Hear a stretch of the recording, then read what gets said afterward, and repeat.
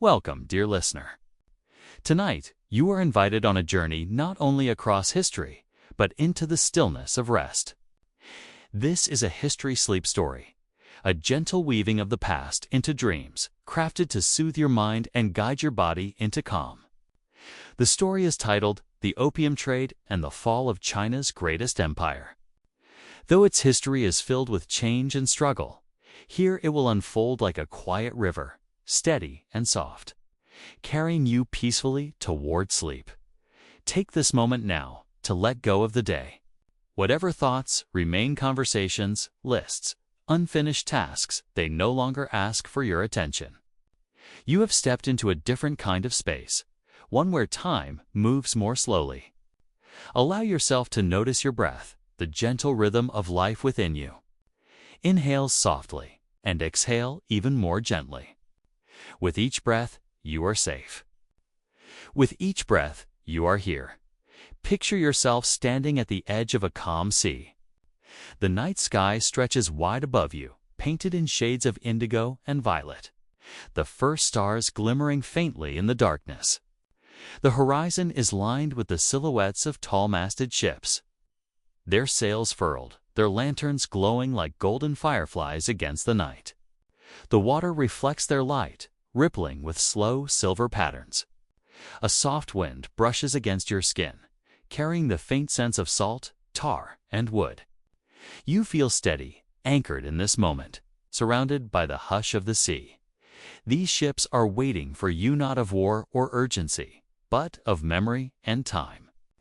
They are the vessels that will carry us back to the early 1800s, to the days when the Qing Dynasty ruled China, when the empire stretched vast and powerful, yet unknowingly stood on the edge of great change.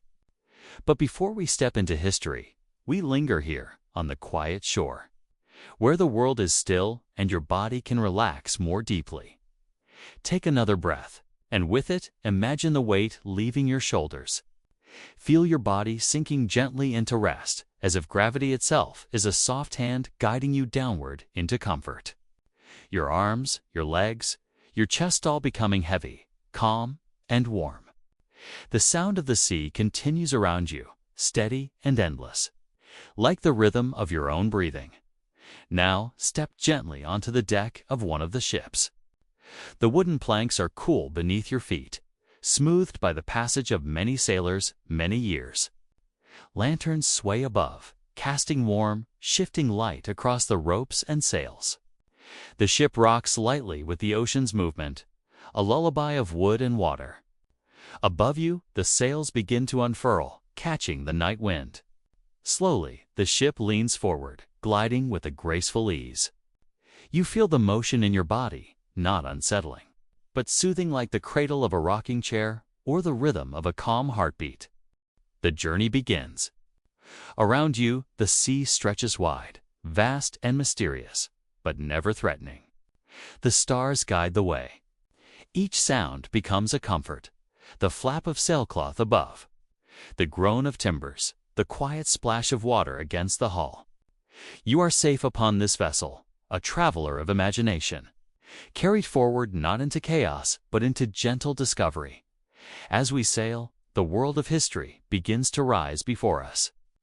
The China of the Qing Dynasty appears, vast and shimmering. Palaces with golden roofs gleam under the sun, while bustling markets hum with voices and footsteps. Tea is poured, silk is traded, scholars bend over scrolls and lamplight. The empire is old and proud, rooted in centuries of tradition. Yet beyond its borders, Britain's empire expands restlessly, seeking new wealth and power. Soon, the two will meet in a clash of commerce, culture, and politics. And the story of opium will thread its way through the heart of the empire. But we need not rush. Tonight, we approach this history slowly, as one might walk along a quiet garden path at dusk. Let your imagination move at that pace and hurried, steady like the ship beneath you. If your eyes grow heavy, let them close. If your body seeks stillness, let it rest. The story will hold you gently, continuing whether you listen closely or drift. Away into dreams, you may picture yourself walking along a harbor in southern China. The air is warm, filled with the scents of salt water, tea leaves, and spices. Merchants call out in calm voices, offering goods wrapped in silk or stored in wooden chests. The sails of ships rise like forests of canvas above the water, each vessel a bridge between worlds. Lanterns flicker as twilight falls, and somewhere in the distance, a flute plays a slow, mournful tune. This is the world into which we step, a world both vibrant and fragile, balanced between the richness of tradition and the storms of change. Pause for a breath. Let that image sink into Yutha Harbor, the music, the glow of lanterns. Let it calm your mind further, softening the edges of thought. This is not a history to memorize or study. It is a history to drift through like a dream.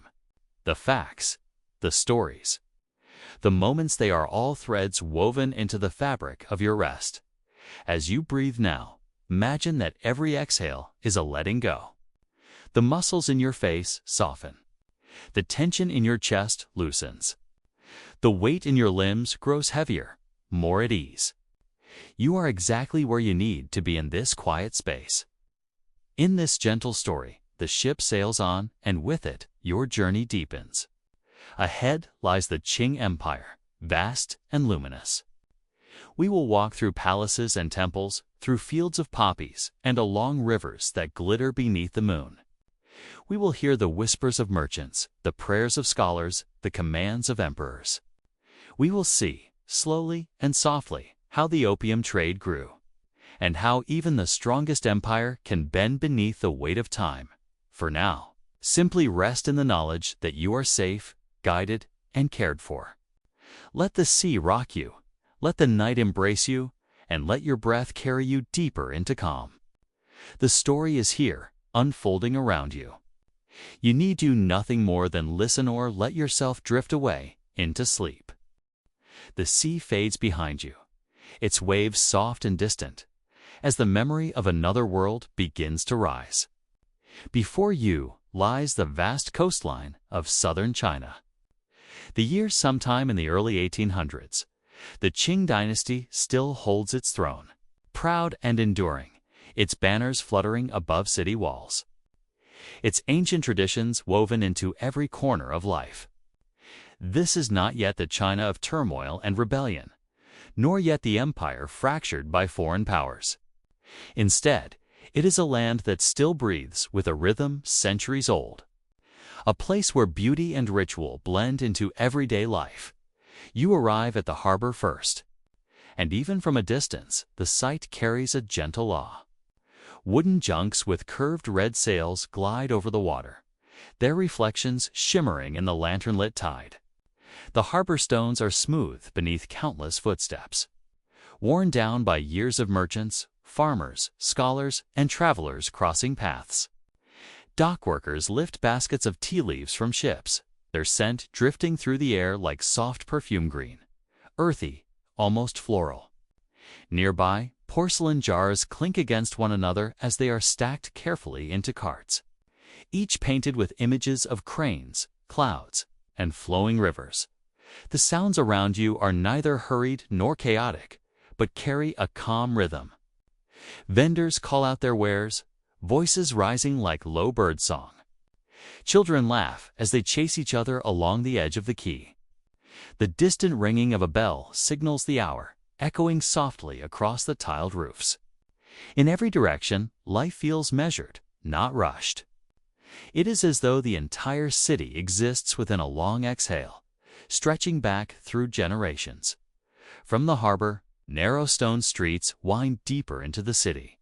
The houses rise in rows, their walls of dark wood, their windows latticed with delicate carvings that allow light to slip through in patterned shadows. The roofs curve upward at their corners, shaped like the wings of birds about to take flight, and painted banners ripple faintly in the breeze. The air carries with it a blend of scents, sandalwood drifting from a temple altar, the sweetness of steamed rice, and the faint smoke of oil lamps burning in open doorways. Every step takes you further into a world that is ordered yet alive, crafted with quiet detail. Along the way, tea houses glow warmly, their doorways open to invite travelers inside. The gentle clink of porcelain cups rings out, followed by the sigh of hot water poured over dried leaves. Patrons lean close as they speak in hushed tones, the rhythm of their voices accompanied by the faint strains of a guqin, its notes soft and lingering. The music fills the air like water filling a still pond, each sound rippling outward before fading into silence. If you pause here, you notice how every movement, lifting a cup, bowing to a guest, pouring teas carried out with care, as though even the smallest act were a piece of art. Beyond the city, the land stretches open. Rice paddies shimmer like mirrors beneath the afternoon sky, their flooded fields reflecting drifting clouds.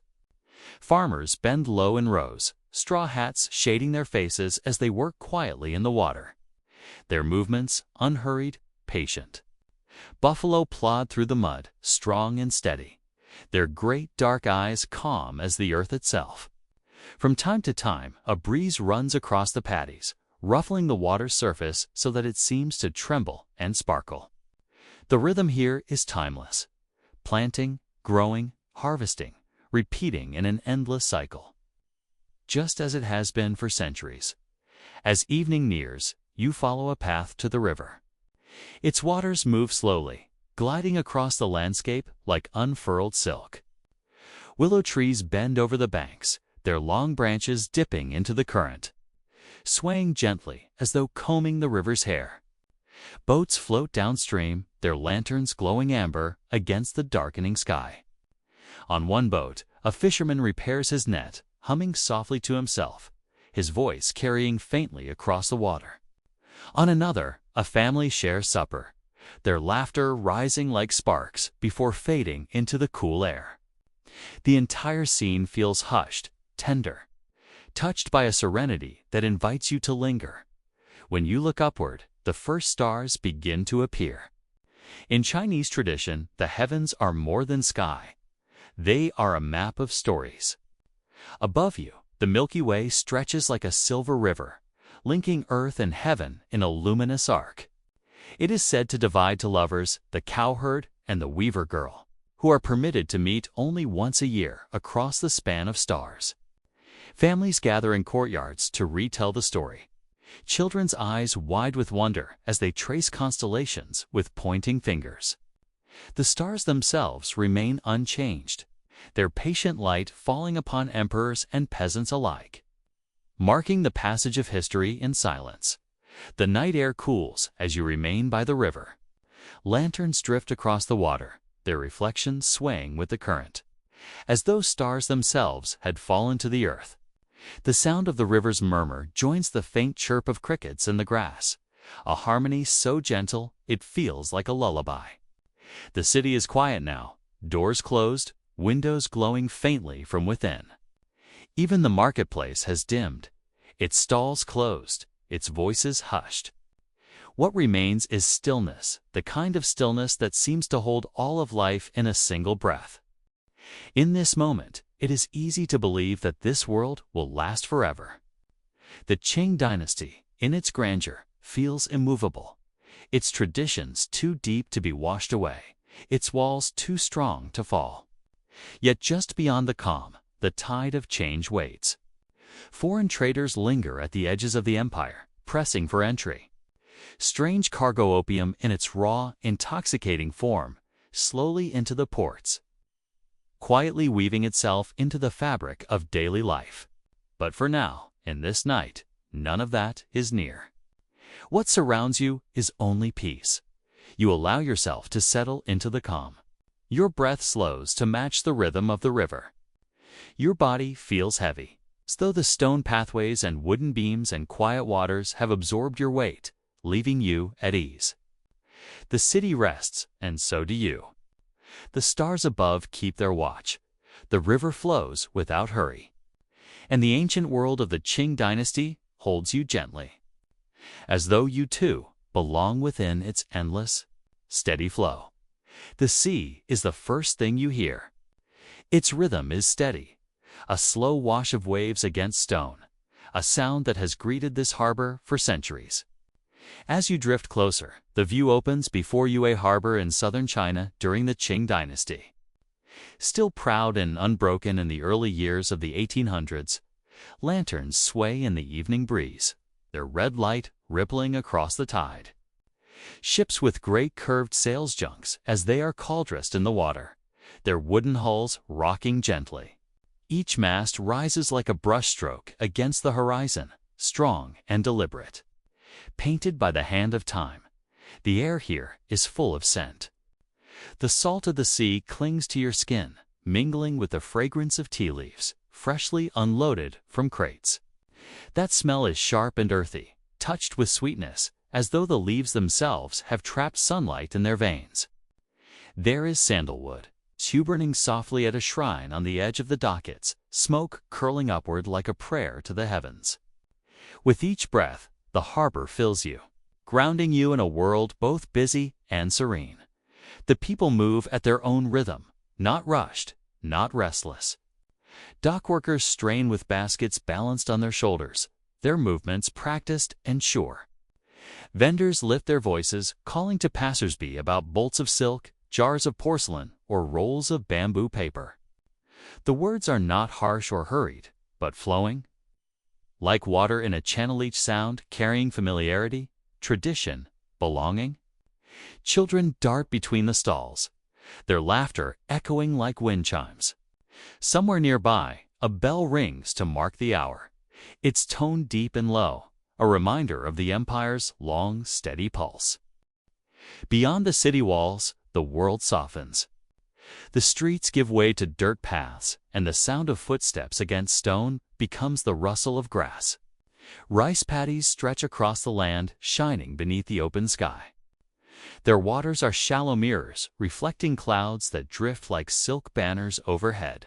Farmers move slowly between the rows, their straw hats shading their faces, their hands guiding each seed with patience born of centuries. Buffalo plod through the mud, their broad backs bent beneath wooden harnesses, their breath rising in faint clouds. The air here is different, sweeter, touched by earth and water. The scent of soil mixes with the faint fragrance of blossoms carried on the wind. You can hear the low hum of insects, the call of distant birds, the steady swish of water as farmers shift it from one paddy to the next. There is no rush here, only rhythm, the endless cycle of planting and harvest that sustains a people and a dynasty. A narrow path leads you further, until you reach the river. Wide and slow, it winds across the countryside like a silver ribbon, its surface shimmering with the last light of the sun. Willow trees lean over its banks, their branches trailing in the current, swaying like green silk. On the water, small boats float, their lanterns glowing softly, each light mirrored in the ripples below. A fisherman mends his net, humming a tune that drifts lazily across the water. On another boat, a family gathers for supper, their voices gentle, their laughter faint as if meant only for themselves. The river is more than water.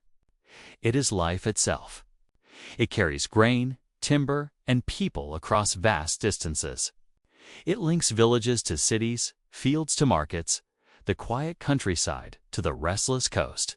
Yet here, in this moment, the river is simply pees its movement, slow, its voice low and constant. You pause by its edge, listening, letting its rhythm match your breath. In and out, flowing, steady, calm. As twilight deepens, the countryside folds itself into stillness. The paddies gleam faintly under the rising moon. Crickets sing their nighttime chorus, joined by the soft croak of frogs. Lanterns glow in distant farmhouses, small stars scattered across the darkening fields. The river keeps moving, its current steady, its song unbroken. And you, standing here at its edge, feel yourself part of its flowing, patient, timeless. You walk deeper into the city, following stone-paved streets that gleam faintly in the lantern light. Houses line the way, built of dark, polished wood. Their windows latticed with delicate carvings that scatter the glow of candles inside. The roofs rise upward in sweeping arcs, their corners shaped like wings poised for flight. Banners ripple across doorways, painted with blessings for prosperity and longevity. Every surface, every carving, every line of architecture speaks of a people rooted in balance between earth and sky, work and rest, family and duty. Along the street, you pass tea houses, their doors open wide. The clink of porcelain cups drifts out, mingled with the soft murmur of conversation. Steam rises from tables where teapots rest, releasing the scent of oolong and jasmine. Inside, men and women sit in quiet companionship, their movements careful, respectful. A musician plucks the strings of a guqin, each note long and lingering, fading into the air like ripples across water. The music does not demand attention. It soothes, it settles, it reminds the listener that life, like sound, is fleeting and gentle. The city at night is alive, but never loud. A temple bell tolls in the distance, echoing across tiled rooftops. Oil lamps glow along the road, their flames trembling in the wind. Here and there, a scholar passes by, scrolls tucked beneath his arm, his robes rustling softly with each step. Somewhere behind a wooden gate, a family shares their meal. The scent of rice and broth escaping through the cracks, mingling with the cool night air. The rhythm of life continues, steady and unbroken, as though the empire itself breathes through these narrow streets. And as you move, you feel the calm of it, the steadiness that holds everything together. You are carried forward, not by urgency, but by flow. The harbor rests, the city lives, and in its quiet endurance, you begin to rest as well. As night falls fully, the world above comes alive. The sky reveals its endless map of stars, scattered across the darkness in shining patterns. The Milky Way stretches overhead like a silver river, mirroring the water below. To the people of this land, these stars are not distant fires, but stories, legends passed from parent to child. Among them is the tale of the cowherd and the weaver girl. Two lovers separated by the celestial river, allowed to meet only once a year. Families gather in their courtyards to share the story. Children's eyes wide as they trace the shapes of constellations. Their voices soft beneath the night. You lie back on the grass. The earth cool beneath you and gaze upward. The stars shine without hurry, patient as they have always been. They witness the rise of this dynasty, and they will watch its trials still to come. For now, though, they offer only light, gentle, constant.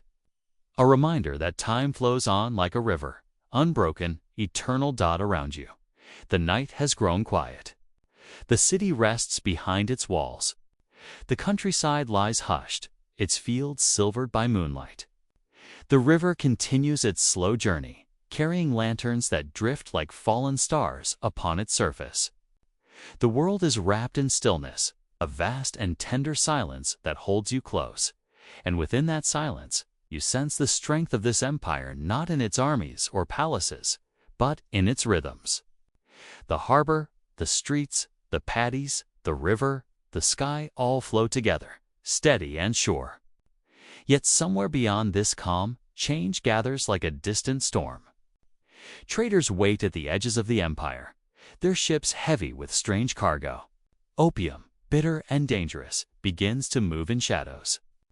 The dynasty does not yet see the weight it carries, but in time, the calm will shift, for now. Though this night belongs only to peace. The stars keep watch, the river sings softly, and the land breathes in its own eternal rhythm. You, too, can rest within it. Let your breath match the flow of the river.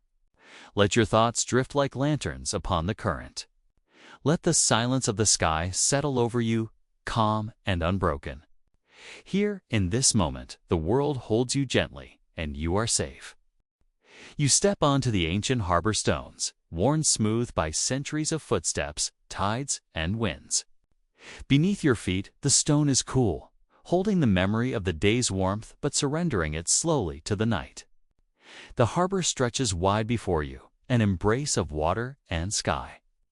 Lanterns trembling along the wooden piers like a string of softly glowing stars brought down to earth. Their flames flicker and bow with every whisper of wind, painting the dark water with shivering ribbons of gold. The tide moves gently, lapping against the beams of the docks, its rhythm as steady as breath. Each wave curls forward and retreats with a soft sigh, like the ocean itself is in a slow, peaceful slumber. The air is thick with familiar scents. The salt of the sea, sharp and clean, mixed with pine tar brushed carefully along the hulls of ships. There is a faint trace of smoke as well, drifting in from hearth fires scattered through the city behind you. A reminder that even in the hush of night, homes are alive with quiet warmth. At your side walks Alaric, the young scribe, his robes brushing lightly against the stones. In his arms, he carries a bundle of scrolls wrapped in silk cord to protect them from the night air. The scrolls are the way to the day lists of merchants, records of trade, tallies of rice, silk, and porcelain. His duty is meticulous, yet his steps are unhurried, his pace steady, as though he has long ago learned the balance between diligence and calm. The scrolls do not only hold numbers, they carry memory, preserving what might otherwise slip away with the tide. The harbor, though quieter than the day, is not empty. A fisherman hums to himself as he gathers his net, folding it with hands so practiced that every movement seems a kind of ritual. The hum is low, almost lost in the hush of water, yet it blends with the night as though the song itself was born from the sea. A little farther down, a boat creaks against its moorings, its wooden ribs shifting as though sighing after a long journey. Beyond the breakwater, larger ships rest in shadow, their masts rising like blackened branches against the starlit sky. Some of those ships are four-in-tail, masted, vessels with sails like pale wings folded close. They come from far horizons, carrying silver, curiosities, and goods whose names are spoken with both curiosity and unease. Their presence is felt more than seen, looming shapes beyond the lantern's reach. Alaric glances toward them, his expression unreadable in the dim light. His voice, when he speaks, is quiet. Change, he reminds you, always drifts in with the tide. Still, when his eyes return to the warehouses behind you, solid, immovable, filled with the scent of tea leaves, his shoulders ease. The city has withstood many tides before. You take in the stillness more deeply, letting the harbor's night rhythm settle into you. Every detail feels softened, muted. The gentle clink of a chain drawn slowly through a pulley, the faint slap of a rope against a mast, the sigh of parchment as Alaric shifts his bundle of scrolls. The harbor does not hurry. It breathes, and in its breathing you to find a rhythm. Slower, more even, as though the world itself were teaching you how to rest. A lantern sways at the end of the pier, its glow casting a golden path over the dark water. You follow its light for a while, your gaze sinking into the way the reflection stretches and trembles with each ripple. The harbor seems endless in this view, the boundary between water and sky blurred by shadow. Alaric pauses beside you, resting the scrolls against his hip, and for a moment he, too, simply gazes outward. His work is precise, his life disciplined. But here, in the quiet of the night harbor, he allows himself stillness. He breathes deeply, as you do, and for that moment you are simply two companions standing by the edge of the sea.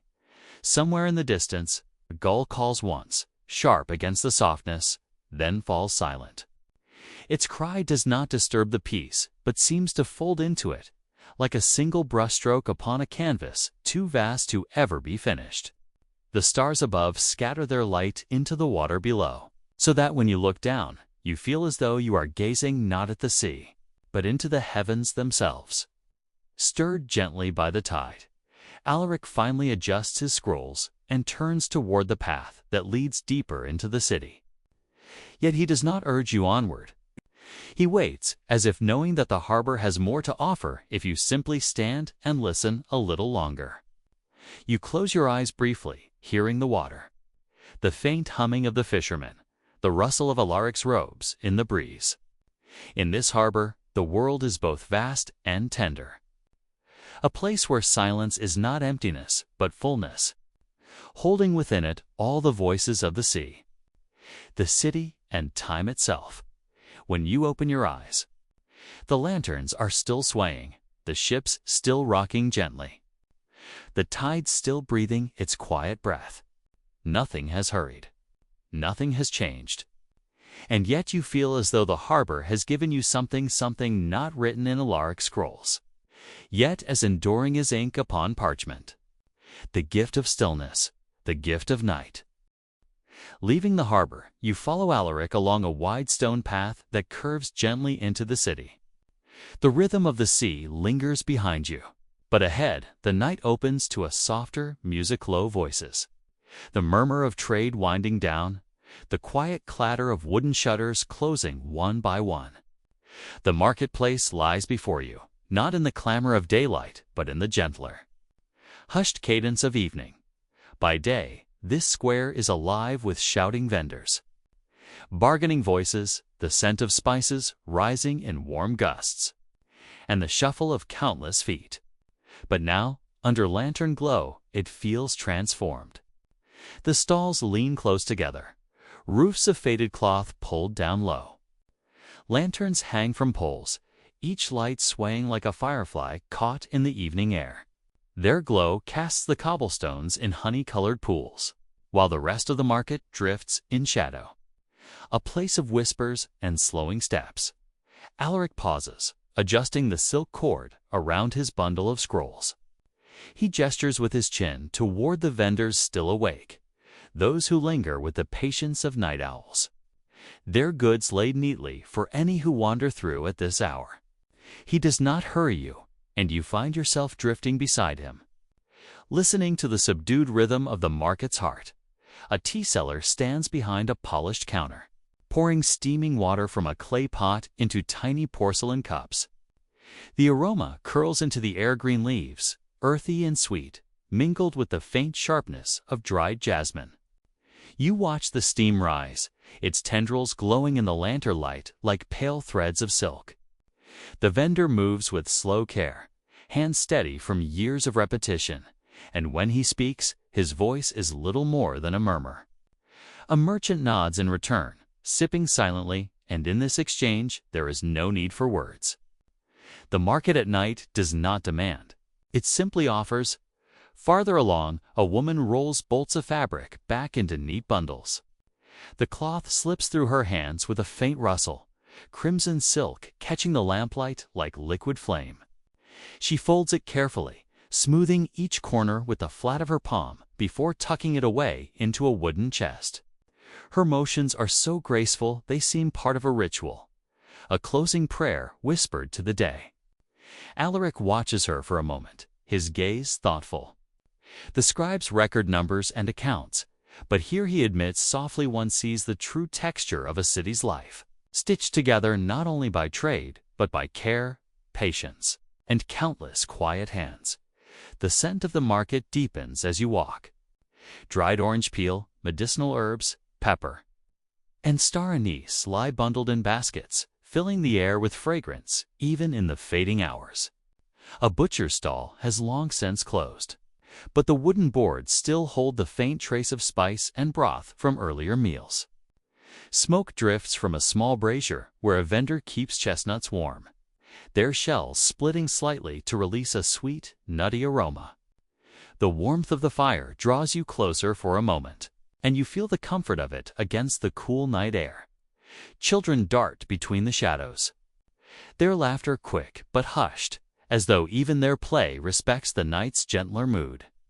They chase each other between stalls, weaving in and out of lantern light like sparks before vanishing again into shadow. A mother calls them softly, her tone not stern but guiding, drawing them back to her side. Even in play, the marketplace at dusk carries a softness, a rhythm that flows without force, Alaric leads you toward the square center, where a stone well stands surrounded by carved dragons whose scales have been smoothed by countless hands drawing water. Tonight, the well is quiet. Only one man waits, lowering a wooden bucket with slow, deliberate care. You hear the faint splash as it touches the water below, the rope groaning faintly in the pulley, the bucket rising heavy in his hands. He lifts it without complaint, as though the task were not burdened, but rhythm. One more note in the evening's steady song as you stand beside the well. Alaric adjusts his scrolls again, the parchment rustling gently against silk cords. He glances at you, and then at the market around you. The city does not sleep, he says softly. It only shifts its voice. His words linger, and as you listen, you understand what he means. By day, the market is loud, insistent, alive with trade and argument. But by night, it speaks differently in size, in murmurs, in the gentle scrape of shutters being drawn closed. The silence here is not empty, but full, like a page between lines of ink. You continue walking together, weaving through narrow lanes where smaller stalls lean shoulder to shoulder. The lanterns here are fewer, their flames dimmer, yet the shadows feel friendly, folding around you like a cloak. Alaric's robe brushes softly against the cobblestones as he moves, his steps unhurried. He is not guiding you to a single place, but inviting you to walk, to see, to breathe in the life of the market even as it rests. At the edge of the square, a storyteller sits cross-legged, his voice carrying low but steady as he recites an old tale to a small cluster of listeners. His words weave through the night air like threads of silk, each syllable deliberate, each pause meaningful. Children lean against their parents, their eyes wide though heavy with sleep. And the story seems less about the tale itself than about the rhythm of listening together. Alaric lingers for a moment at the edge, his head tilted as though memorizing the cadence for his own scrolls, though you suspect he already knows this story well. Finally, as the path bends away from the marketplace, you look back once more. The lantern still glows softly. The stalls close slowly, the voices dim but steady. The market at dusk is not a place of endings, but of gentle transitions, where the rush of day gives way to the breath of night. You walk on, carrying with you the warmth of tea steam, the scent of silk and spice, and the hush of voices soft as waves upon stone. Leaving the market behind, you and Alaric step into a quieter avenue that winds upward toward the heart of the city. The stones here are smoother, more carefully laid, and the air carries a faint coolness as the streets climb toward the palace quarter. Behind you, the lantern-lit market fades into a golden haze, its murmurs dissolving into memory. Ahead, the path is marked by taller gates and walls, their shadows deep under the rising moon. Alaric walks with measured steps, the scrolls bound at his side, his gaze forward, yet softened by thought. By day, he whispers, these gates are crowded with courtiers, soldiers, and officials. But at night, the palace breathes differently. It exhales. His words settle into you like a rhythm, steadying your own breath as the quiet of the district begins to wrap itself around your senses. The avenue widens into a ceremonial road lined with stone lions. Their shapes are immense, yet graceful, their faces worn smooth from centuries of wind and rain. Each one guards the way with silent presence, their shadows stretching long under lantern poles mounted along the walls. Between the lions, small shrines glow faintly, candles flickering before bowls of incense that still smolder, their fragrance drifting upward sandalwood, sweet and faint, laced with the sharp tang of resin. The smoke curls into the night air, tracing invisible prayers toward the sky. Alaric pauses at one shrine, bowing his head briefly before moving on. His voice is little more than a murmur. The city's strength lies not only in walls and armies, but in these small offerings, these gestures of remembrance. You sense the truth in his words as the fragrance lingers, soothing, meditative, reminding you that every empire is built not only on power, but on countless quiet rituals. Two guards stand before a tall wooden gate. Their spears crossed lightly, not in hostility, but in quiet duty. Their armor glints dully in the moonlight, and though their faces are stern, their eyes are calm, reflecting the stillness of their post. As you and Alaric draw near, one tilts his head in recognition, the gesture respectful, acknowledging the scribe's passage. The gate swings open on heavy hinges, its sound deep and steady, echoing softly through the night. Beyond the gate, the palace quarter spreads like a hidden world.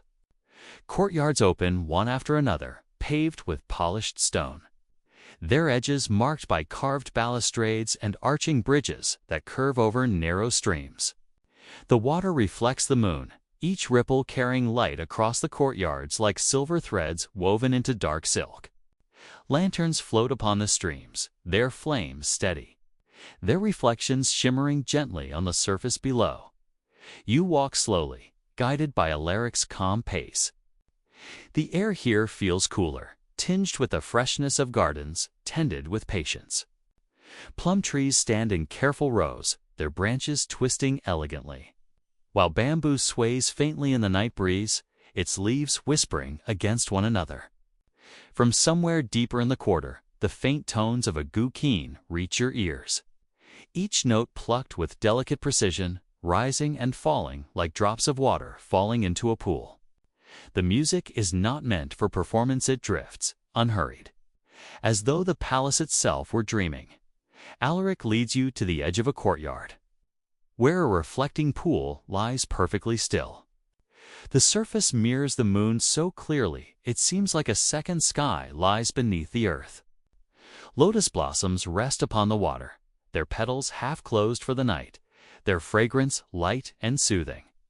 You stand with him for a long moment, listening to the faint sound of the guqin and the whisper of bamboo, your breath slowing as though the world itself has paused to listen. At the far side of the courtyard, a group of monks in saffron robes carry lanterns, as they move in a slow procession toward a small temple built into the palace walls. Their steps are deliberate, each footfall silent upon the stone, their voices low as they chant a prayer that flows like a river beneath the night.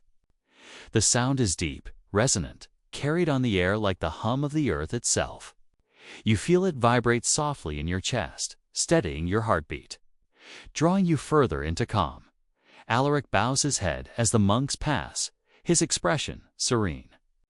In these halls, he murmurs, the empire remembers that it is not only stone and power, but spirit. The walls may fall one day, but the song of prayer lingers beyond the ruin. His words echo the chant, weaving into the night, guiding you into reflection. The path turns again, bringing you to a long colonnade where tall pillars rise like trees of marble, their surfaces carved with dragons winding upward in endless spirals. The pillars catch the moonlight, casting shadows across the polished floor. And as you walk beneath them, you feel as though you are moving through a forest, not of wood, but of stone and silence. Each step resounds faintly, the sound softened by the sheer breadth of the space. Beyond the colonnade lies a garden reserved for scholars and scribes. Low tables rest beneath pavilions, brushes and inkstones carefully set aside after the day's work. The faint scent of ink still lingers, mingled with the smell of paper and wood. Alaric pauses here, his hand brushing lightly against a table as though remembering the hours spent hunched over parchment, recording names and events that will one day outlast even the strongest walls. His eyes soften as he looks at you. Every line of ink, he says, is a thread that ties us to tomorrow. And yet, he lets the sentence fade, the silence completing it more eloquently than words could. Together, you sit for a moment in the pavilion, gazing out across the garden. The lanterns flicker softly, the moonlight rests upon the still water, and the chant of monks continues faint in the distance. The palace at night is not loud nor restless. It is contemplative, vast yet intimate, a place where silence is weighty but gentle, cradling you as though it were a blanket of soundless time. And so, under the moon's gaze, surrounded by stone lions, bamboo whispers, and lantern-lit streams, you remain with Alaric, letting the stillness of the palace quarter fold around you. It is not only a place of power, but of quiet and empire, not only of rulers and laws, but of silence, reflection, and the steady passage of night. From the scholar's pavilion, Alaric rises once more, his movements unhurried, as though the night itself were guiding his pace. "Come," he whispers, his voice softer than the rustle of bamboo leaves. "There is one more place to see before the city yields fully to dreams." You follow him along a path of polished stone that curves like a ribbon into the palace garden's dot. Here, the air changes again. It is cooler, gentler, infused with the fragrance of blossoms that open only at night. The garden stretches wide, with winding streams, arching bridges, and trees placed with deliberate care, each one offering shade by day and shadow by night. Lanterns hang from wooden posts, their flames swaying faintly in the breeze. But much of the garden is lit only by moonlight and stars. The darkness is not heavy. It feels instead like a soft veil, embracing every stone, every leaf, every ripple of water. Alaric leads you past a row of tall cypress trees, their forms like watchful sentinels. Beyond them lies an open lawn where the night sky seems to unfold without boundary. The stars shimmer with startling clarity, thousands of points of silver light scattered across a canvas of deep indigo. The moon lingers high, steady and luminous, its glow laying a path across the garden ponds. The reflection is so clear, it seems another sky lies below your feet. A secret mirror world, still and eternal. You pause with Alaric at the edge of one such pond. Lotus blossoms drift across its surface, their white petals almost glowing under the moonlight. Koi swims slowly beneath, their movements sending ripples outward, fracturing the reflections of stars. The fragrance of the blossoms is sweet, calming, mingled with the earthy scent of damp stone and still water. The silence here is alive, not empty. It carries the weight of centuries. The breath of every gardener, poet, and scribe who once stood where you now stand. Alaric kneels, dipping his hand into the pond, letting the water run between his fingers. "The emperors of old believed the garden reflected the order of the heavens," he murmurs. "Every tree, every stone, placed to echo the stars above. To walk here was to walk among the constellations, as though heaven had descended to earth." You look up again, and for a moment it feels true. The sweep of the Milky Way above you seems to match the winding stream below, both infinite, both serene. From somewhere deeper in the garden, you hear the faint step of a night patrol. The sound is distant, softened by the stillness of the air, the faint jingle of armor, the muted thud of sandals upon stone. The guards do not intrude, they move as shadows themselves, preserving the peace of the place. Their presence reassures you, reminding you that even in the vast silence, the garden is watched, safe. Cradled in quiet vigilance, Alaric begins to walk again, leading you along a narrow bridge that arches over a stream. Beneath, the water flows slowly, catching the light of stars. On the far side, the garden opens into a small hillock where a stone observatory rises. Its circular platform is simple, yet enduring, with low walls carved with celestial symbols, dragons curling around stars, phoenixes rising toward the moon. Here, scholars once gathered to chart the heavens, to align calendars, to seek patterns in the endless sky. You and Alaric ascend the steps, each one cool under your feet. At the top, the view stretches wide gardens, courtyards, and beyond them, the dark outline of the city walls. But it is the heavens above that command your gaze. The stars shimmer endlessly, each one a story, each one a secret. The moonlight lays silver across Alaric's features, softening the lines of thought upon his brow. He lifts his hand toward the sky. "That cluster," he whispers, pointing the northern dipper, "guides sailors at sea, merchants along the road, and their Orion's belt, steady above every empire, long before ours and long after." His voice drifts lower, each word slower, quieter, as though the sky itself demanded reverence. Every ruler believes their walls will last forever. Yet the stars remind us otherwise. They outlast even the greatest stone.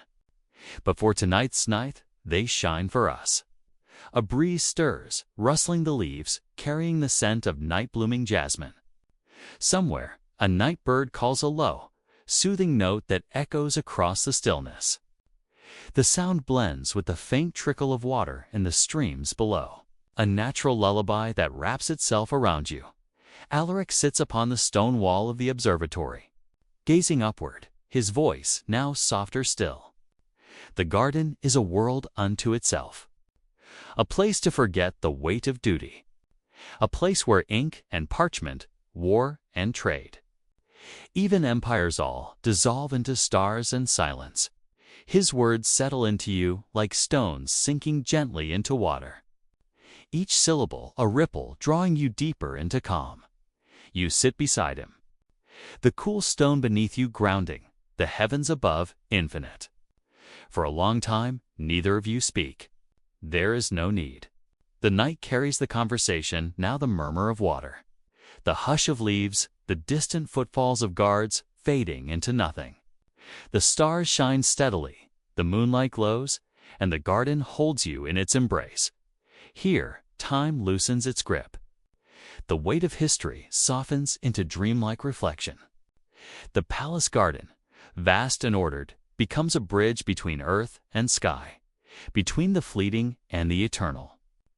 And as you breathe slowly, deeply, your body relaxes, lulled by the rhythm of silence, by the endless comfort of the stars. You rise slowly from the pavilion where you and Alaric had been watching the stars.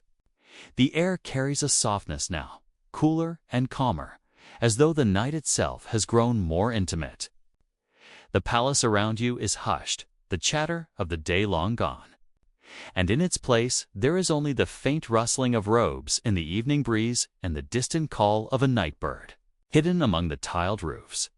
You followed the winding path of stone beneath your feet, and soon you enter one of the great palace courtyards. The space stretches wide, enclosed by tall walls and sweeping eaves that curve like the wings of cranes. Yet the courtyard does not feel empty. It glows with the golden warmth of lanterns, hundreds of them, hanging from carved beams and wooden poles. Their light is gentle, not sharp, casting pools of amber on the smooth paving stones, and long shadows that sway like slow-moving water whenever the wind brushes past. You pause to take in the sight. Each lantern is painted delicately, with brushstrokes that tell tiny stories. Dragons rising through clouds, peonies opening in bloom, waves rolling into shore.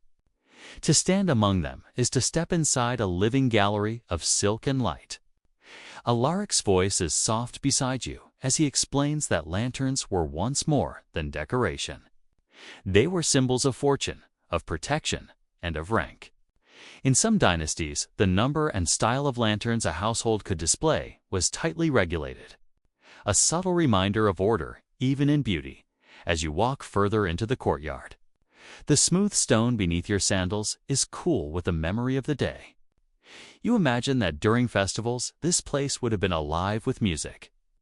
Dancers swirling like ribbons and children chasing shadows between the glowing lanterns. But tonight, there is no noise, no laughter. Only silence, punctuated by the flicker of flame. The air here is tinged with the faintest scent of oil and smoke, though softened by the fragrance of night-blooming jasmine that grows along the edges of the courtyard. The blossoms open only in darkness, releasing their perfume as though they too belong to the world of lanterns and shadows rather than the brightness of day.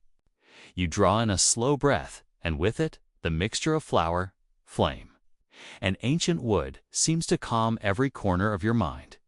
Your footsteps echo softly as you move across the expanse. Alaric gestures toward the central lantern larger than the rest, suspended from a carved wooden frame. Its silk covering has been painted with the figure of a phoenix, wings spread wide, tail feathers curling into spirals of flame. The phoenix was once a symbol of empresses, a sign of rebirth, balance, and harmony. In the quiet of the night, the bird seems almost alive, as if the soft breath of the wind might coax it to take flight. Anecdotes drift in with the night air. Alaric explains how emperors would walk these courtyards at dusk, each lantern lit in careful sequence by servants. Lighting them was not merely practical light, was ceremonial, a way of turning darkness into order, of taming the unknown night. In times of celebration, vast lantern displays stretched across bridges and marketplaces, where ordinary people too could admire their glow. Even in moments of unrest, when armies pressed against the empire's borders, the light of lanterns within the palace was kept steady, to assure all who gazed upon them that order still prevailed. You picture this courtyard centuries ago, alive with figures in silk robes, the murmurs of conversation carried on the wind, the laughter of scholars debating poetry under the glow of lanterns. You imagine children craning their necks to watch as each lantern was lit, one by one, until the entire courtyard shimmered like a reflection of the heavens. And you realize that though voices and faces have long faded, the lanterns remain as quiet witnesses to it all, as you continue walking. You feel the rhythm of your steps slow, the quiet patterns of light guiding you deeper into calm. Above, the stars glitter faintly, though their shine is softened by the golden glow below. The courtyard becomes a threshold, a gentle in-between place, half of earth. Half of skyware history lingers in silence, and your mind begins to settle into its own stillness. Alaric walks beside you without hurry. He does not speak often, and yet his presence is steady, reassuring. You notice how his robes catch the glow of the lanterns, folds of deep blue silk glimmering as if brushed with moonlight. Together, you move toward the far end of the courtyard, where a wooden gate waits half open, leading onward to another part of the palace. Behind you, the lanterns continue to flicker, their painted images shifting softly in the night air. Ahead, the path grows darker, promising new discoveries. But for now, you stand at the threshold, breathing deeply, feeling the lantern-lit courtyard settle into memory. Its quiet glow stays with you, like a gentle flame that burns without urgency, steady, calm, eternal. You step beyond the lantern-lit courtyard, guided by Alaric into the hush of the palace's inner temple halls. The wooden gate creaks softly as it swings open, and you cross into a space that feels immediately different, more enclosed, more sacred. The air grows cooler here, thick with the scent of old incense clinging to carved beams, as though centuries of prayers have left their presence. Suspended in the air itself, the path carries you forward into a vast hall supported by towering pillars, each one painted in faded reds and greens, their lacquer worn smooth by time and touch. The dim glow of oil lamps flickers across their surfaces, revealing dragons coiled among clouds, phoenixes rising in arcs of flame, and tigers prowling in watchful silence. These animals, more than decorations, were guardian symbols of balance, of power, of the eternal cycle between heaven and earth. As you step further inside, your sandals meet polished stone floors that seem to echo every motion. The sound does not disturb the silence, but rather joins it, each footfall fading gently into the vaulted ceiling. Alaric whispers that halls like these were once the heart of the empire's spiritual life, places where emperors sought guidance not only from advisors and generals, but from the heavens themselves. Each carved panel, each painted wall, each hanging bell was part of a language, rituals, and symbols that reminded rulers of the vast order of the cosmos and their fragile place within it. You pass along a corridor lined with bronze incense burners. Their surfaces green with age, yet still glinting faintly in the low light. Some are shaped like cranes, wings folded neatly at their sides, others like lotus blossoms opening into flame. Though no incense burns tonight, the faint residue of sandalwood lingers, sweet and smoky, a ghost of ceremonies long past. You imagine priests moving quietly through this hall centuries ago, their robes whispering across the stone. Voices rising in chants that blended with the steady ringing of gongs. Your gaze is drawn upward to the ceiling, painted in deep blues and scattered with golden stars. The paint has faded, yet its effect remains a night sky brought indoors. A reminder that the temple was meant not merely as a shelter, but as a bridge, uniting earth and heaven. Alaric's voice is quiet, explaining how emperors would walk beneath these painted skies during festivals, carrying offerings in silence. Each step they took echoed not just within these walls, but symbolically across the empire, a ritual to ensure harmony between the people, the land and the heavens above as you linger. A breeze drifts softly through the open lattice windows, carrying with it the distant murmur of crickets and the faint rustle of trees outside. The hall is not entirely silent. It breathes, it shifts, it remembers. You close your eyes briefly, and the space seems to hum with echoes, the shuffle of silk slippers, the faint clinking of bronze vessels, the solemn tones of ritual drums. Each sound seems to settle around you like layers of time, enfolding you in a calm that deepens with every moment. Alaric guides you toward the inner sanctum of the hall, where a great statue rests upon a stone platform. It is a towering figure of a serene deity, carved in jade and cloaked in flowing robes. Time has softened its features, yet its expression remains calm, timeless, unchanging. Offerings still rest at its feet: bowls of fruit, vases of dried lotus flowers, coins darkened by age. The sight of them feels like a reminder that even when dynasties fall, devotion lingers. People continue to come here quietly, leaving behind small tokens of reverence, weaving their presence into the fabric of the past. You stand before the statue in silence. The stillness of the hall seems to invite reflection, your own thoughts softening like the light around you. Alaric bows his head, placing his scrolls gently at his side. His voice, when it comes, is no more than a whisper. These halls are where history pauses. Empires may rise and collapse, yet the stone remains. The silence remembers. His words drift into the air and dissolve, leaving behind only the steady flicker of the oil lamps. Slowly, you continue walking, passing along the length of the hall. Your fingertips brush against the cool stone as you move, feeling the slight indentations where countless hands have done the same before you. You think of the lives that once filled this temple, scholars who debated the meaning of stars, generals who sought omens before war, servants who lit the lamps night after night. Their voices are gone, yet their presence lingers in every curve of the carvings, in every fold of the silk banners that still sway faintly from the rafters. The corridor begins to narrow as Alaric leads you toward the exit. Ahead, a pair of heavy doors carved with the image of twin dragons stands half open, and through them you glimpse the shimmer of moonlight waiting outside. You pause one last time within the hall, letting the stillness settle deep within you. It is not the emptiness of absence, but the fullness of quiet and embrace of silence that soothes and steadies the heart. When you finally step outside, the night air greets you with freshness, carrying the scent of pine and the cool touch of moonlight. Behind you, the temple halls fade into shadows, their memory glowing like embers in your mind. Ahead, the palace grounds stretch toward the river, waiting to guide you further into this ancient night. The temple doors close gently behind you, leaving their silence resting within your heart. Before you stretches a stone pathway winding through the palace grounds, bordered by whispering bamboo and the occasional lantern swaying in the night air.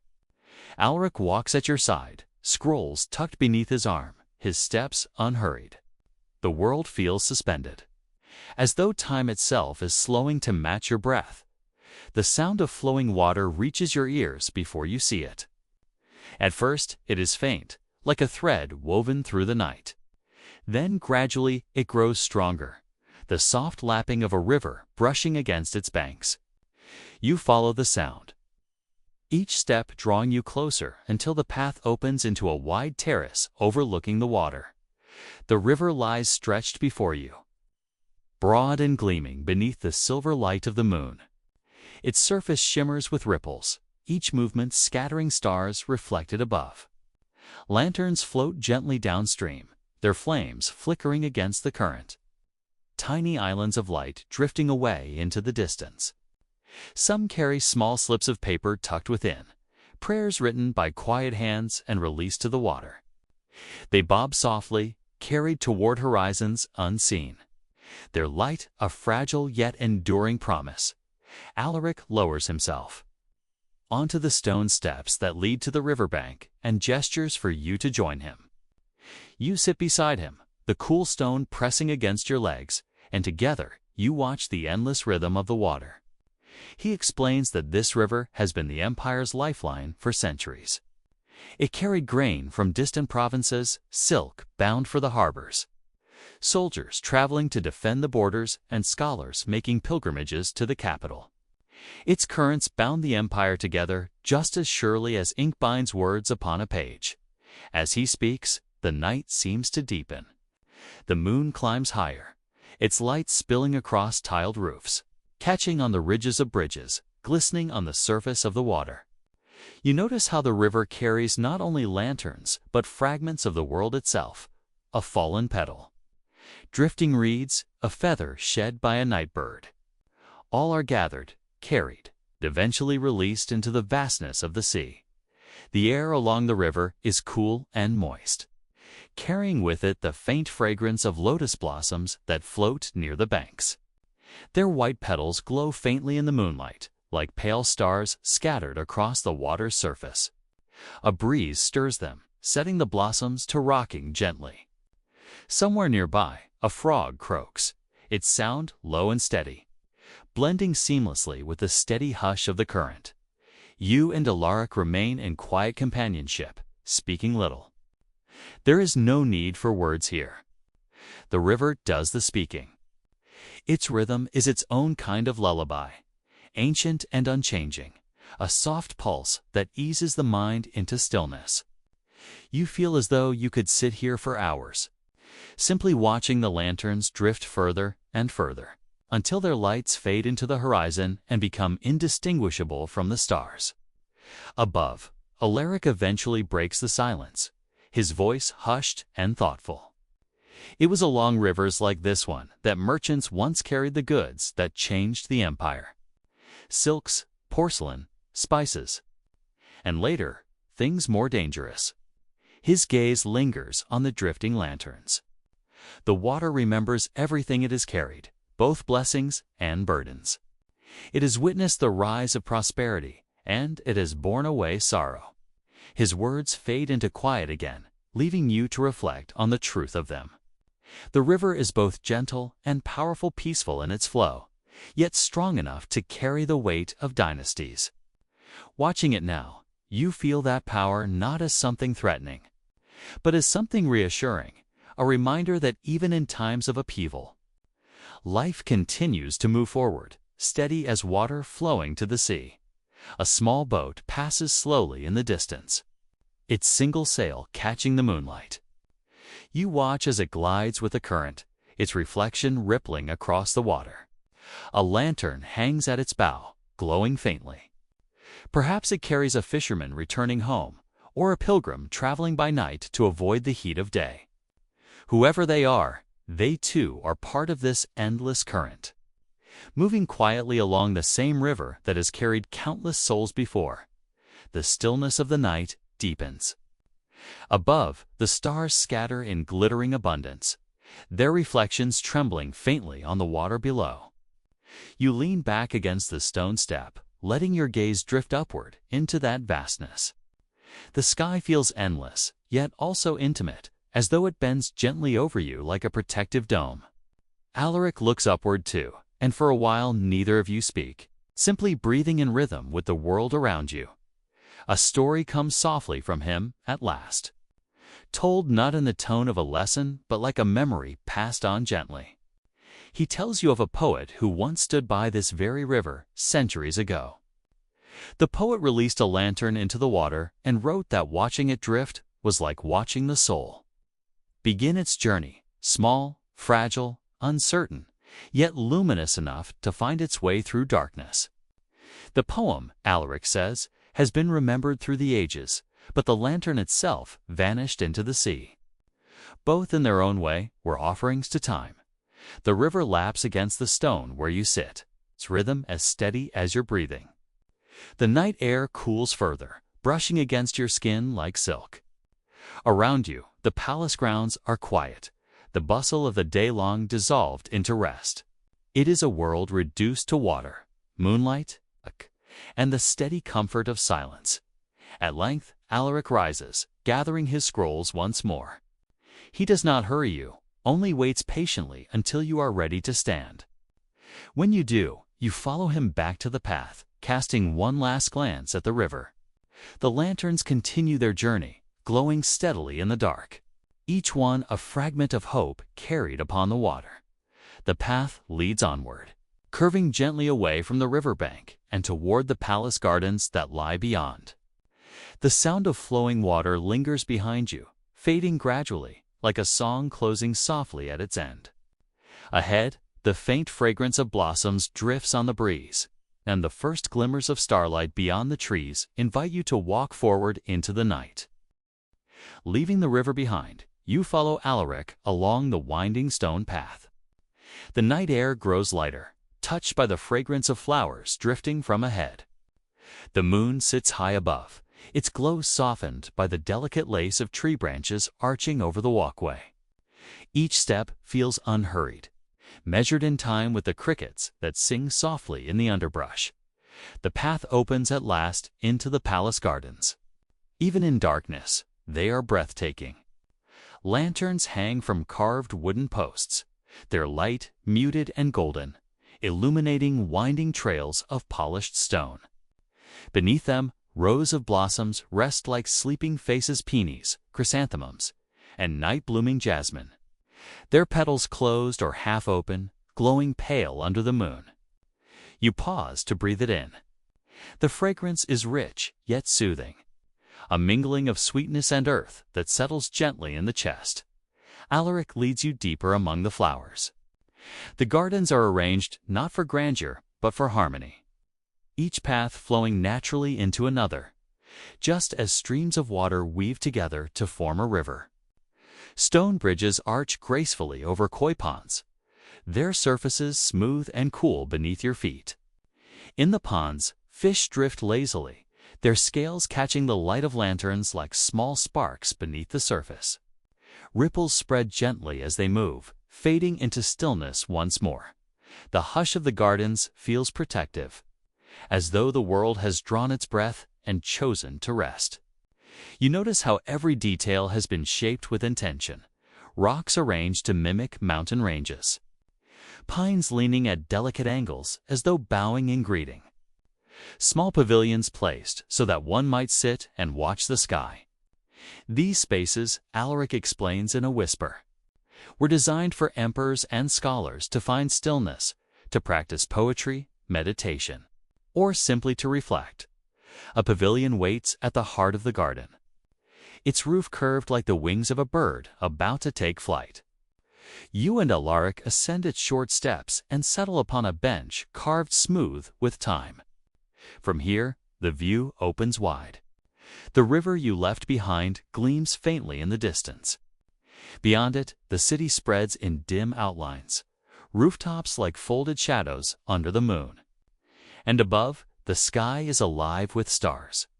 The longer you gaze, the more they appear tiny sparks at first, then clusters, then sweeping trails stretching across the heavens. The Milky Way arches overhead, a luminous river mirroring the one below. The stars seem to breathe in their own rhythm, shimmering gently. As if they too are alive. Alaric speaks softly, his voice barely louder than the rustle of leaves. The ancients believed the stars were lanterns hung in the heavens by spirits of the past. Each one carried the memory of a soul, watching, guiding, keeping the balance of heaven and earth. He gestures toward a particularly bright cluster. That one was said to guard travelers, another to protect harvests. People found comfort knowing the heavens looked back at them, steady and eternal. You lean against the pavilion's wooden frame, letting your body sink into its support. The stories mingle with the soft night air, with the scent of jasmine, with the rhythm of your breathing. It becomes difficult to tell where the garden ends and the sky begins, as though the two have woven themselves together into a single tapestry of peace. Somewhere nearby, a night bird calls, its tone low and haunting, carried on the wind. The koi stir again in the pond below, their ripples reflecting the scattered starlight. You notice how everything, the garden, the water, the stars, even the silence itself, feels carefully balanced, each part resting where it belongs. It is harmony not as an idea, but as an experience. Unfolding quietly all around you, Alaric pulls a small scroll from his sleeve, unrolling it in the pale light. He does not read it aloud at first, only lets his eyes travel over the ink. Then, in a whisper, he begins. It is a poem from centuries past, written by a court poet who once walked these same gardens. The verses speak of starlight resting upon blossoms, of water carrying reflections that never break, of a heart eased into calm simply by sitting beneath the night. The words are simple, yet in Alaric's voice they feel alive, as though you are hearing them for the very first time. When he finishes, he carefully rolls the scroll closed again and tucks it away. Silence returns.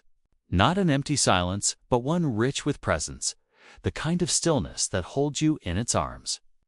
You breathe deeply, your body heavier now, the world soft around its edges.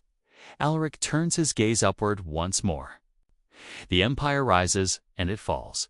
He says, voice slow, almost like a thought spoken to himself. But the stars remain. Gardens like these are planted and replanted, burned and rebuilt.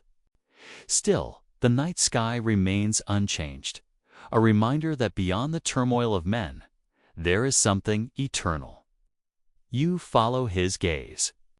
The stars do seem eternal, timeless in their silent watch. Perhaps people centuries before sat here as you do now, watching the same constellations, breathing the same fragrant night air. Perhaps centuries to come, others will do the same. For a moment, time folds in on itself, past, present, and future, joined by a single shared sky. A breeze stirs again, cool against your face. Petals fall gently from a nearby branch, drifting down like fragments of snow. They land softly on the water of the pond below, floating briefly before dissolving into its surface. Watching them, you feel the deep comfort of impermanence, the knowledge that all things change. And yet, in their changing, they remain part of a greater whole. You and Alaric remain in the pavilion until words are no longer necessary, until the stillness of the garden has entered fully into your body. At last, he rises, motioning gently for you to follow. Together, you step back into the paths of the garden, moving slowly, without hurry. The fragrance of jasmine lingers behind you, while ahead, the starlit path leads deeper into the night. The palace itself is quiet now, its walls blending into the shadows. You feel yourself part of that quiet, moving as silently as the koi beneath the pond, as softly as the lantern light fading into the dark. The night holds you, patient and kind, guiding you onward into rest. The night deepens. You walk once more beneath the sky, but now the stars seem brighter, sharper, as though they have drawn closer. The palace gardens behind you fade into silence, their blossoms resting, their lanterns dimming. Ahead, the path carries you to a quieter place, still not a physical space, but something softer, deeper, a space of reflection. Here, the air itself feels older, heavy with memory. You pause and listen, and in that stillness you sense the presence of time. It stretches backward, unrolling behind you like a painted scroll. You see images in your mind, faint as shadows, bustling streets filled with merchants and laughter, children chasing each other with lanterns in hand, the clang of bells from distant towers, though all is quiet now. You realize these streets once pulsed with life. Beneath this same starlit sky, countless souls live their days waking at dawn, laboring, loving, hoping, and eventually fading. The empire they built rose high, grand as the palaces that still stand. And yet, like all things, it passed into silence. You breathe slowly, deeply, and the realization brings not sorrow, but calm. For there is beauty in impermanence. Every moment, whether in an empire's golden age or in the quiet of your own life, shines briefly, then gives way to the next. Like the petals falling from the jasmine tree, like ripples fading on the koi pond, each moment is precious and none are wasted. Alaric, the scribe, walks beside you still, though he says little now. His presence is not of words but of companionship, steady as the stars. You sense that he, too, carries this awareness of history's rise and fall. His hands, once filled with scrolls and ink, are now at his sides, open and empty, as though even his task of recording is complete. You both stand at the edge of the city's memory. Before you, an avenue stretches, lined with quiet buildings. In your mind's eye, you see them as they once were. Their roofs now shadowed, once gleamed with paint and tile. Their doors, now still, once swung open with the coming and going of neighbors, travelers, officials. Candles once burned in their windows, carrying warmth into the streets. The avenue itself once sang with voices. The clip of horses' hooves echoed here, merchants called their wares, and storytellers recited tales to small circles of listeners gathered under the lamplight. All of it vivid, really yet all of it gone now, leaving only the whisper of memory, and yet, you realize, it is not truly gone. For you carry it with you now. By remembering, by imagining, by walking through this stillness with open eyes, you honor those who once lived. Their footsteps echo faintly beneath your own, guiding you forward. You close your eyes for a moment, allowing the sounds of the past to mingle with the silence of the present. You imagine the laughter of a child carried on the wind, the distant cry of a vendor announcing fresh fruit, the soft tones of a musician playing a zither beneath the moon. Slowly, the sounds fade again, slipping back into silence. The night embraces you more fully. The stars are endless above, infinite in their patience. And in their presence, you feel smaller, yet also part of something vast. The empire may have fallen, but the starlight that watched over it still shines. It shines on you now, just as it will shine on others in centuries to come. You take a long, slow breath. The weight of history does not press down on you, it rocks you gently, like waves against a shore, reminding you that you belong to a greater rhythm, a story far larger than yourself. It is the story of rise and fall, of bloom and fading, of silence and renewal. And within it, you are safe, carried, cradled by time. Alaric looks at you, and though his lips do not move, you hear his voice in your mind. What is remembered never truly disappears.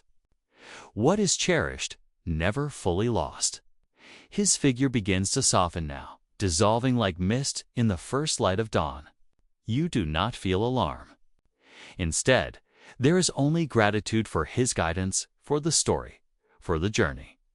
When you look again, the avenue has softened too.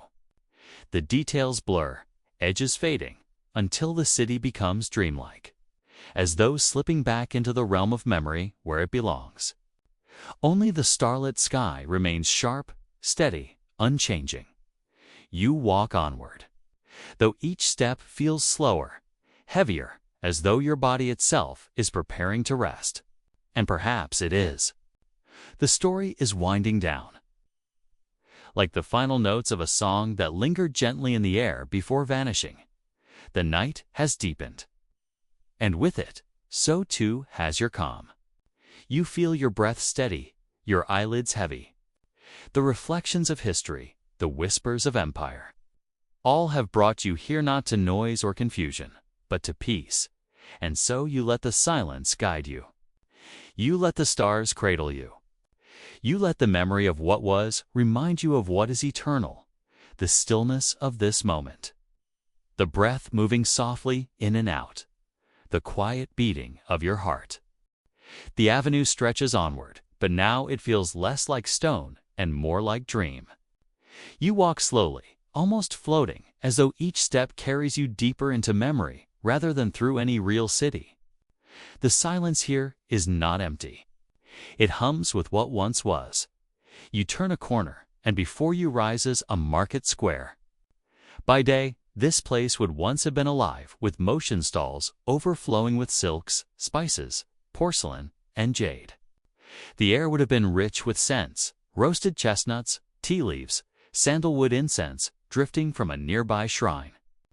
Voices would have mingled, sharp with bargaining, warm with laughter, patient with storytelling. Now the market is still. The stalls are only shadows, the tables bare. The air carries only the faintest hint of what it once held, like the memory of perfume long faded from a scarf.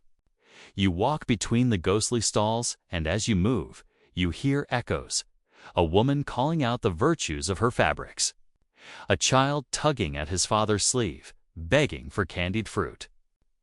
The clatter of coins in a wooden tray. A flute played lazily in the afternoon sun. Each sound rises faintly, then fades, leaving only silence once more. It is not frightening. It is not lonely. It is peaceful, like remembering a dream after waking. Knowing it has passed, but still cherishing its sweetness, Alaric is no longer at your side. Yet you feel he lingers nearby, his presence woven into the air itself. Perhaps he has become one with the story he carried, one with the city that shaped him. You do not need to see him now. His companionship lives on in the memory he left behind. You pause at the center of the square. A fountain once stood here, its waters clear, its edge cool stone where children sat and splashed their hands. You picture it as it must have been, water catching the sunlight, tossing sparks of light across faces. A place where weary travelers quenched their thirst and where young lovers met in secret at twilight. Now the fountain is dry. Its basin is cracked, the stone worn with time. And yet, when you close your eyes, you can still hear the laughter, the splash of water, the whispers of those long gone. They are here only as echoes, but they are enough. Enough to remind you that every life, no matter how small, once shone like a star against the sky. You open your eyes and lift your gaze upward. The stars shimmer, patient, unchanging. They watched this fountain fill and empty, watched these markets rise and fade, watched emperors rule and fall. They are still here long after. They are here for you now. You begin to walk again, slowly, letting each step guide you deeper into calm. Your mind drifts to stories of travelers who once walked these very roads, merchants arriving from distant lands with their cargo of opium, silk, or porcelain.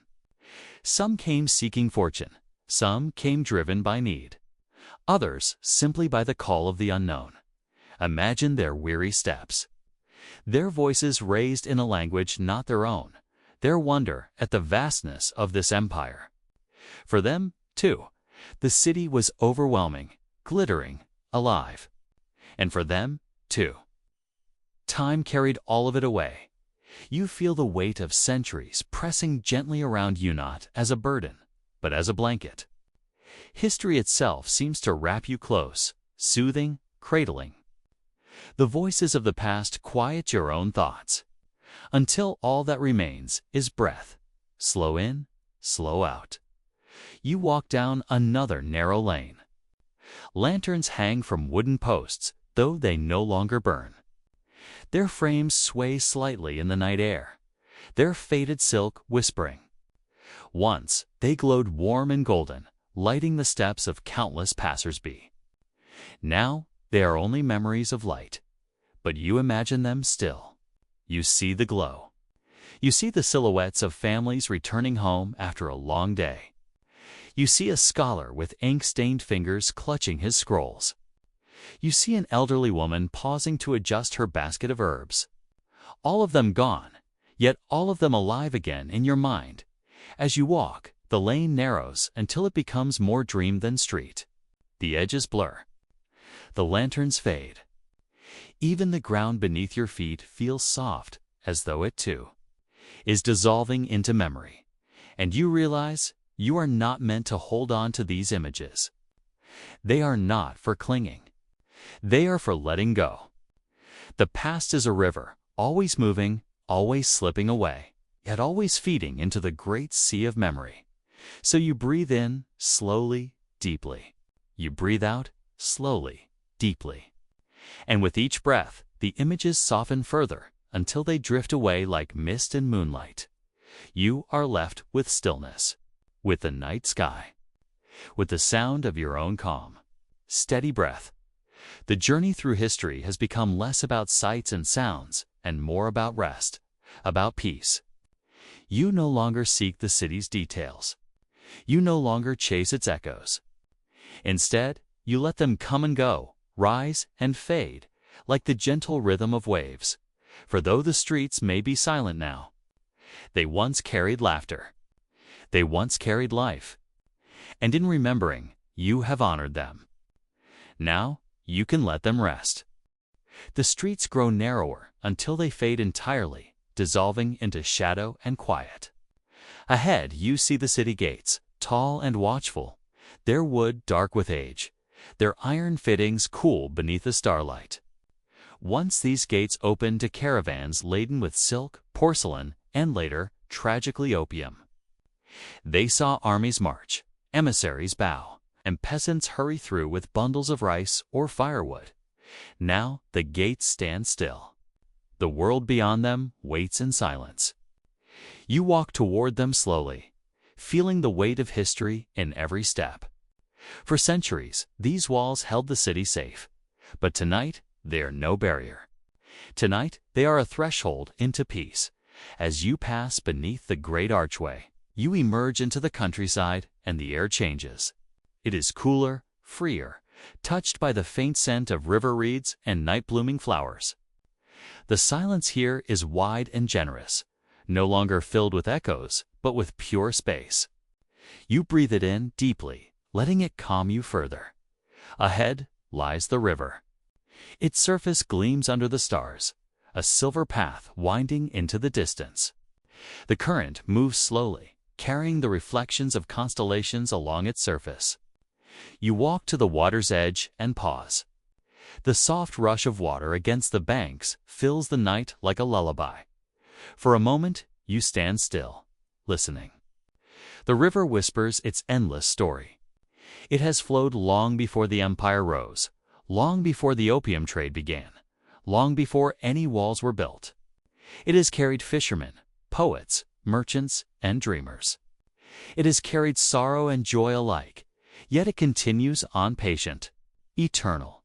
You kneel near the bank, brushing your fingers lightly over the cool grass. You can almost imagine Alaric here, unrolling a scroll, dipping his brush into ink, writing by the soft glow of a lantern. Perhaps he, too, once came here at night, seeking solace in the steady murmur of the water. You feel his spirit in the quiet, not as a companion now, but as part of the stillness itself.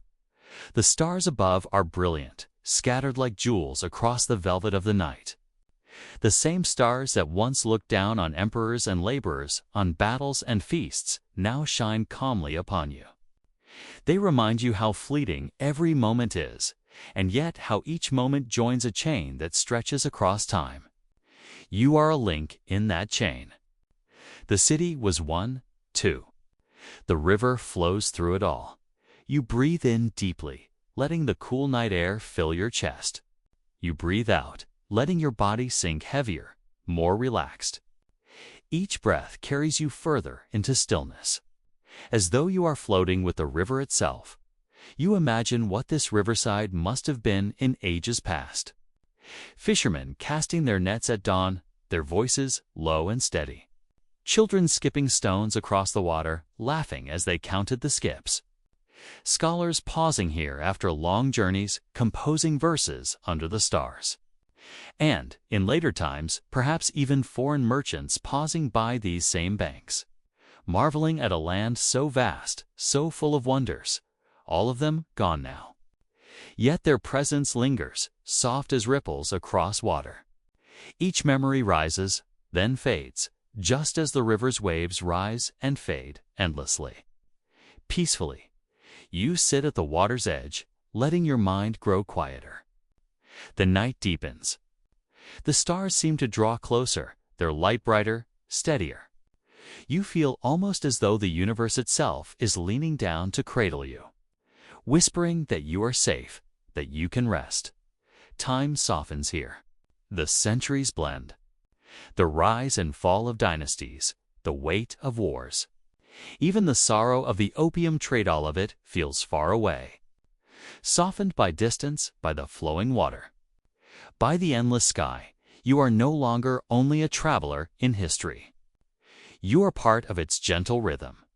Each breath you take is part of the same rhythm that once guided the fisherman's cast, the scholar's verse, the merchant's step. You are joined to them by stillness, by night, by the stars. Slowly, you lie back on the soft grass. The earth is cool beneath you, the heavens vast above. The river murmurs nearby, constant and soothing. Your eyes grow heavy, not with exhaustion, but with peace. The city is behind you now, its echoes fading into memory. Before you lies only the calm, unbroken flow of time. And here, in this moment, under the watch of stars that have seen it all, you rest. The river continues its quiet song beside you, each ripple like a soft note in a lullaby without end. The city is far behind now, its walls and towers nothing more than faint shadows in memory. You are no longer bound by its streets, no longer held by its history.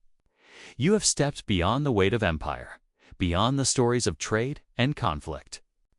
Now there is only night and the gentle expanse of the sky. Above you, the stars shine with a steady brilliance. They are scattered across the heavens like brushstrokes on an infinite canvas, as if some great painter once leaned down and adorned the sky. These are the same stars that once guided sailors across oceans, that once gave comfort to soldiers resting far from home, that once inspired poets to speak of eternity. They have seen dynasties rise and crumble, yet they remain unchanged, eternal in their quiet glow. As you gaze upward, your mind grows lighter. Thoughts no longer cling as they once did. History itself begins to loosen its hold, fading like smoke in the cool night air. The emperors, the scholars, the merchants, even the voices of resistance, all of them drift softly away, carried like petals on a stream. What remains is stillness. What remains is peace. You notice your breath again, steady and slow. Inhale, a quiet fullness, cool and calming. Exhale, a gentle release, your body sinking deeper into rest. Each breath is like the turning of time itself, simple, eternal, effortless. You are no longer watching the river, flowing, steady, unhurried. The grass beneath you supports your body fully. You feel its coolness through your clothing, grounding you. The earth itself feels like a bed prepared just for you, holding you without demand. You are safe here. You are welcome here. The night has made a place for you, and it asks nothing in return. For a moment, you close your eyes. Behind your eyelids, you still see the stars, as if their light has imprinted itself gently into your mind. They glow within you, just as they glow above. Slowly, you drift between the two, between sky and self, between history and dream. You think of the empire once more, but only faintly. You recall the palaces, the gardens, the bustling markets, the sound of ships moving through the harbor. Yet now these images are soft, almost transparent. They no longer feel solid. They feel like the edges of a dream already fading. And that is how they are meant to be remembered, not with weight, not with sorrow, but with gentleness. For every empire, no matter how powerful, is but a dream in the long flow of time, and you too are part of that dream. Your presence here tonight, resting beneath the stars, breathing with the earth, is woven into the same timeless fabric. The story of the world is vast, but your place within it is simple, quiet, and complete. The river murmurs again, and it seems to echo your own breath. Its rhythm is your rhythm now. The stars above seem to lean closer, as if they are watching over you. The grass cradles you, and the night enfolds you. All things conspire to bring you peace. You imagine yourself rising slowly, not in body, but in spirit, drifting upward into the starlight, lighter than air. The river still flows, the earth still rests, but you are lifted gently, carried into the great expanse above. The stars welcome you. They surround you. You are no longer looking at history. You are part of the vast silence that holds it all here. There are no walls, no empires, no struggles. Only the soft hum of the universe, eternal and serene. You float there, weightless, timeless, untroubled. And as you float, the boundaries of thought soften further. Words grow slower, gentler, until even they begin to dissolve.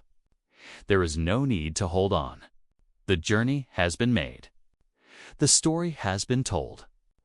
Now it is time to rest. Breathe in, deeply, slowly. Breathe out, completely, peacefully. The stars shine. The river flows. The night embraces you, and you, dear traveler, drift into sleep. The journey is complete now. The city, the palace, the river, and the starlit sky all fade gently into the background of your mind. They are still there, like soft shadows, but they no longer call for your attention. They rest quietly, waiting as you turn inward. You are safe. You are at peace. You are exactly where you are meant to be. The story of history has ended for tonight. Now begins the story of your rest. A story written not in words or scrolls, but in the steady rhythm of your breath, the quiet beating of your heart, and the calm drifting of your thoughts as they dissolve into sleep. Breathe slowly, in and out, in and out. Each breath a wave rolling gently onto a shore with no noise, no people, no struggle, only silence. Only peace. The world around you is quiet. The bed beneath you supports you completely. Like the cool grass of the riverbank in memory, or the soft stones of a quiet palace garden. You do not need to move. You do not need to think. Every part of you is allowed to rest. Feel your body growing heavier with each exhale. Your arms, resting softly, no longer need to hold anything. Your legs, supported fully, no longer need to walk. Your chest rises and falls effortlessly, carrying you deeper into calm. The mind is like the river now, flowing slowly, carrying thoughts away. Each thought is a leaf set gently on the surface, drifting downstream until it is gone from view. You do not need to chase them. You do not need to hold them. Let them drift. Let them fade.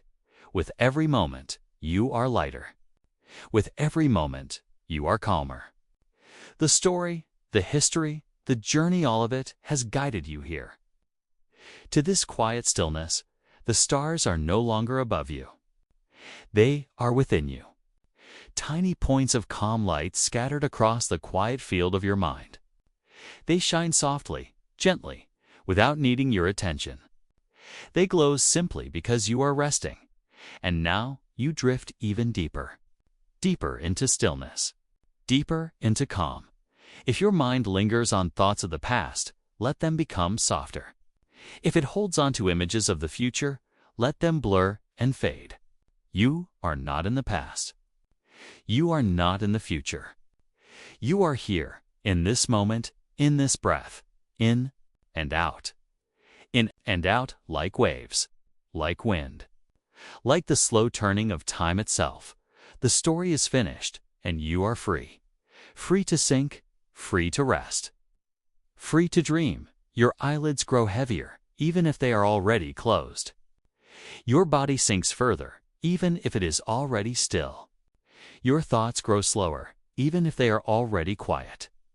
You are drifting between waking and dreaming, and soon, sleep will welcome you fully. Let yourself float now, as though you are resting on the calmest of seas. The waves rise gently, carrying you up. The waves fall gently, carrying you down. Always safe, always steady, always calm. The night wraps around you like a soft blanket. The stars keep their quiet watch. The earth beneath holds you securely. You are at home here. You are safe here. There is nothing more you need to do. Nothing more you need to think. Nothing more you need to be. You are enough simply by resting. Let the last fragments of thought dissolve. Let the final traces of wakefulness soften. The river of sleep carries you now, and as you drift deeper, let these words become quieter, softer, more distant. Let them blend with the rhythm of your breath, until they are no longer words at a lonely calm, only silence. The journey is complete. The city fades into dreams. You are safe and you are at peace. Sleep now. Rest now, dream now. All is well. All is calm. All is quiet. Pause, slower pacing, nearly whisper-like repetition. Sleep. Sleep, sleep. Good night, dear traveler, and if this journey brought you peace, if it carried you gently toward rest, remember, there are more journeys waiting. More stories of history, told in whispers, told in calm. You can return anytime. You need only close your eyes, take a breath, and drift once again. For now, the story is over. For now, your rest begins. Sleep deeply. Sleep peacefully. Sleep well. Fade into silence.